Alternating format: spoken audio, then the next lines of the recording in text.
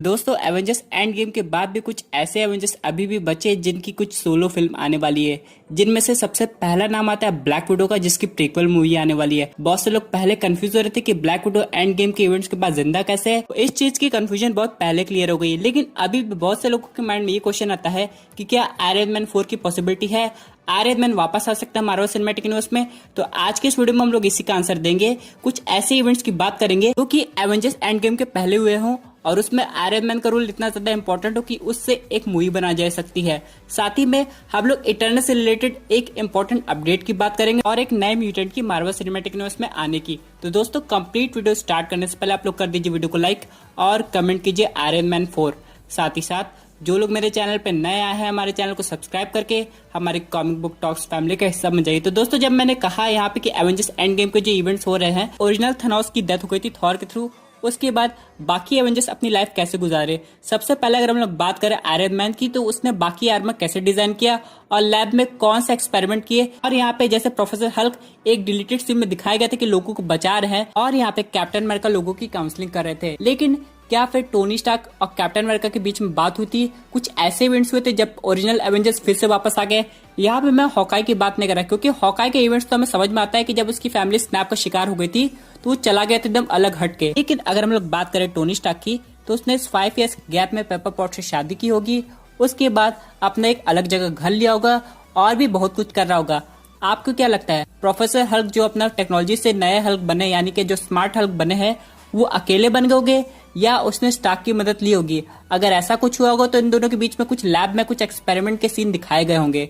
इन सब के अलावा कुछ तो ऐसी घटना हुई होगी स्नैप के बाद जहाँ पे आयरन मैन की एक्चुअली में जरूरत पड़ी होगी और जहाँ पे वो फिर से एक्शन में आया होगा। दोस्तों आप लोग कहेंगे अगर ये इवेंट इतने ज्यादा इंपॉर्टेंट है तो इन्हें एवेंजर्स एंड गेम के बीच में दिखा देना चाहिए था कि टोनी स्टार्क क्या कर रहा है। तो दोस्तों मैं आपको बताना चाहता हूँ, उस तरह तो कैप्टन अमेरिका सिविल वॉर के इवेंट्स के बाद और एवेंजर्स इन्फिनिटी वॉर से पहले ब्लैक विडो के लाइफ पे भी ऐसे बहुत सारे इंपॉर्टेंट इवेंट्स हुए होंगे जिसे मार्वल अब उसकी सोलो फिल्म में दिखा रहा है। उसी तरह सेम हो सकता है आयरन मैन के केस में और ये 5 इयर्स के टाइम जंप के बीच में। तो दोस्तों अगर मार्वल स्टूडियोज चाहे तो इसको लेके एक आयरन मैन 4 की सेपरेट मूवी बना सकता है कि वो कैसे अपने नए आर्मर डिजाइन किया और एक ऐसा स्पेशल आर्मर बनाया जो कि स्नैप करने की कैपेसिटी रखता हो। इन 5 इयर्स के गैप में आयरन मैन के साथ क्या हुआ, क्योंकि यहाँ पे आयरन मैन का एक और दोस्त है जिसका नाम है जेम्स रोड, वो भी उसके साथ था। तो उसने क्या क्या किया और हो सकता हो उसके मिशन पे आयरन मैन को जाना पड़ा हो। ये सब अगर दिखाया जाए तो आयरन मैन 4 की एक ऐसी मूवी हम लोग को दिखाई देगी जिसमें पुराने एवेंजर्स भी एग्जिस्ट करेंगे। यहाँ पे दोस्तों अगर हम लोग विलन की बात करते हैं, यहाँ पे पुराने विलन वापस आ सकते हैं जो कि हमें आयरन मैन 2 में या फिर 3 में दिखाई दिए थे। अगर हम लोग बात करें आयरन मैन 2 के विलन की, तो उस मूवी में विलन हैमर था जो कि स्टार्क की तरह बनना चाहता था। उसने भी बहुत सारी टेक्नोलॉजी डिजाइन की थी और आयरन मैन 2 मूवी में उसका एंड हुआ नहीं था। इसी के साथ दोस्तों अगर ये हैमर वापस आ जाता है एवेंजर्स एंड गेम के बीच में और टोनी स्टार्क को चैलेंज करता है या फिर एवेंजर्स में डिस्टर्बेंस क्रिएट करने की कोशिश करता है, तो एक आयरन मैन 4 मूवी हम लोग को देखने को मिल सकती है। इन सब के अलावा रियल मैंडेट की बात हो रही है तो हो सकता है इस मूवी का कनेक्शन शैंची से ऐसे कनेक्ट किया जाए कि जो शैंची के जो इवेंट्स हुए हैं ये 5 इयर्स के टाइम गैप के बीच में हो, जिससे शैंची और आयरन मैन का एक बार हम लोग को क्रॉसओवर भी देखने को मिल जाए। लेकिन दोस्तों इस मूवी में बस वही सुपर हीरो आयरन मैन का साथ निभा सकते हैं जो कि स्नैप के शिकार नहीं हुए, यानी कि वो बच गया है।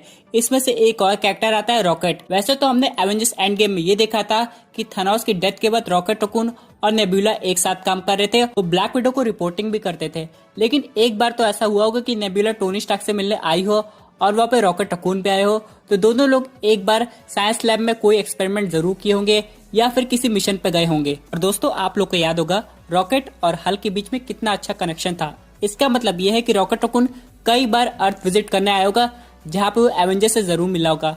और यहाँ पे अगर Tony Stark, Hulk, Rocket Raccoon किसी एक मिशन पे गए होंगे तो ये देखने में काफी अच्छा लगेगा और ये आयरन मैन 4 का सबसे अच्छा सीन होगा। आप लोग को क्या लगता है, स्कॉट लैंग यानी कि एंट मैन के आने से पहले टोनी स्टार्क ने टाइम मशीन बनाने की कोशिश नहीं की होगी?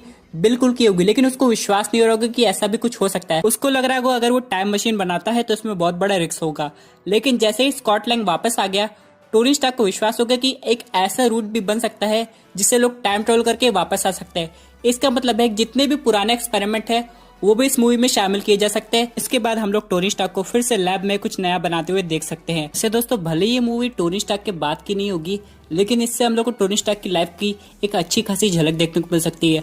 और ऐसा पॉसिबल इसलिए क्योंकि रूसो ब्रदर्स ने ये तक कह दिया है वो अगर चाहे तो कैप्टन अमेरिका की लाइफ पे एक मूवी बना सकते हैं कि जब वो इन्फिनिटी स्टोन्स रख दिए थे तो पास्ट लाइफ में क्या कर रहे थे पैगी कार्टर के साथ।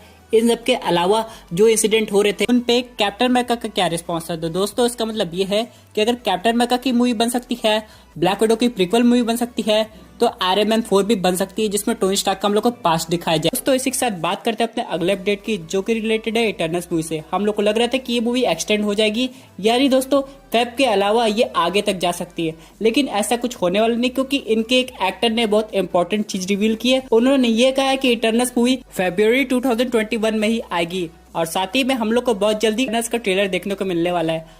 और यहाँ पे वो जब रिवील कर रहे थे ये सब तो उनके बगल में एक इटर्नल्स का कॉन्सेप्ट आर्ट भी था जहाँ पे हम लोग देख सकते हैं पूरे इटर्नल्स टीम को। और इस इमेज को देख के ऐसा लग रही है सब लोग एक साथ है, एक फैमिली की तरह, और एक तरह से पुरानी एवेंजर्स टीम को रिप्रेजेंट कर रहे हैं। इन सब के अलावा सबसे इम्पोर्टेंट बात यह है कि इनके पीछे एक सेलेशियल है बैकग्राउंड में। अब ये वही सेलेशियल है जो guardians of the Galaxy part 1 में पावर स्टोन का यूज करके एक प्लैनेट को डिस्ट्रॉय किया था। यानी दोस्तों इसका अपीयरेंस इस मूवी में होने वाला है और साथ ही में ऐसा भी हो सकता है कि ये वाकई में उस पर्टिकुलर इन्फिनिटी स्टोन्स को यूज करे और यहाँ पे रीजन भी दिखाया जाएगा कि ऐसा क्यों होने वाला है। इसी के साथ दोस्तों अपने फाइनल अपडेट पाते हैं जो कि रिलेटेड है म्यूटेंट का इंट्रोडक्शन मार्वल सिनेमैटिक यूनिवर्स में। अब यहाँ पे ये कहा जा रहा है कि जो हॉकाई की टीवी सीरीज है वो डायरेक्टली कनेक्टेड है falcon and the winter soldier की टीवी सीरीज से, और इन दोनों टीवी सीरीज से एक मेजर म्यूटेंट कनेक्टेड है जिसका नाम है वुल्वरीन। अब यहाँ पे दोस्तों हॉकाई जब एवेंजर्स एंड गेम में फाइट कर रहा था तो वो याकूजा गैंग के मेंबर थे और उनके लीडर को उसने खत्म कर दिया था।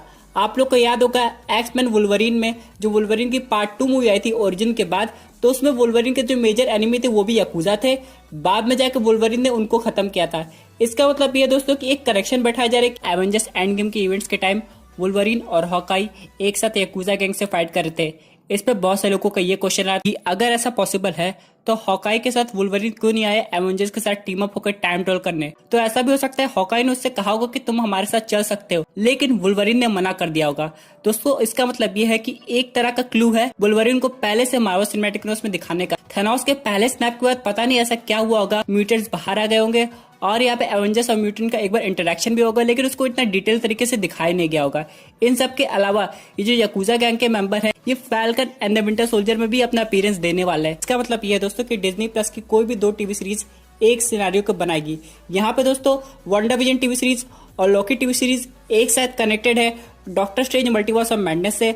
उसी तरह हॉकाई की टीवी सीरीज और falcon and the winter soldier TV series भी कोई नया इवेंट बनाने वाली है जिससे आने वाली एक्समैन फिल्म कनेक्टेड होगी। और वैसे भी दोस्तों इस टीवी सीरीज में जनरल रॉस है और उन्हें पता होगा कि म्यूटेंट कौन है और उनकी पावर्स क्या है। तो यहाँ पे सुपर ह्यूमन के साथ म्यूटेंट्स को भी वो आराम से कंट्रोल कर सकते हैं। और अगर ऐसा कुछ होता है तो हम लोग को वुल्वरीन बहुत पहले से इस टीवी सीरीज में दिखाई देगा जो कि बाद में अपने इंट्रोडक्शन के साथ बाकी म्यूटेंट्स को भी रिवील करेगा। तो दोस्तों एवेंजर्स एंड गेम में ये नहीं समझाया गया था कि हॉकाई रोनिन क्यों बनता है और वो याकूजा गैंग के पीछे क्यों पड़ता है, क्योंकि बहुत सारे सुपर विलन थे। वो एवेंजर्स के साथ बैठ के भी काम कर सकता था, ब्लैक विडो के साथ कोऑर्डिनेट करके बाकी सुपर विलन्स को हरा सकता था, लेकिन वो अलग तरीके से काम किया और सिर्फ याकूजा गैंग के पीछे पड़ा था। इसका मतलब ये दोस्तों कि याकूजा गैंग के मेंबर ने हॉकाई के साथ कुछ तो ऐसा किया होगा जिसकी वजह से इन दोनों में प्रॉब्लम क्रिएट हो गई है और यहाँ तक एवेंजर्स को भी इस बारे में पता ना चला हो।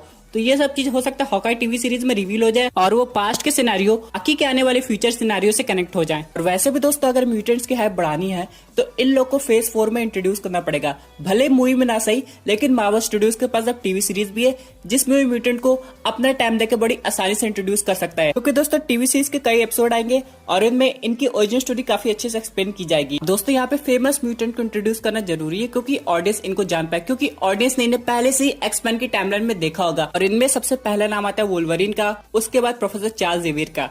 अब मैं आपको बताना चाहता हूँ कि अगर पहले प्रोफेसर चार्ल्स ज़ेवियर को इंट्रोड्यूस किया जाएगा तो इसका मतलब ये है कि उनके पूरे स्कूल को दिखाना पड़ेगा, जो कि काफी टाइम टेकिंग प्रोसेस होगा। यहाँ पर डेडपूल में प्रोफेसर चार्ल्स ज़ेवियर का रेफरेंस दिया गया था, लेकिन कभी भी उनके सारे म्यूटेंट्स को नहीं दिखाया गया था। इसलिए अगर कोई सिंगल म्यूटेंट को इंट्रोड्यूस करना चाहे तो वो सिर्फ वुल्वरीन ही बैठ सकता है। दोस्तों यहाँ पे जो थंडरबॉल्ट्स की टीम बनेगी इस टीवी सीरीज के बाद, उसमें कुछ मेंबर ऐसे भी हैं जो कि म्यूटेंट ओरिजिन के हैं।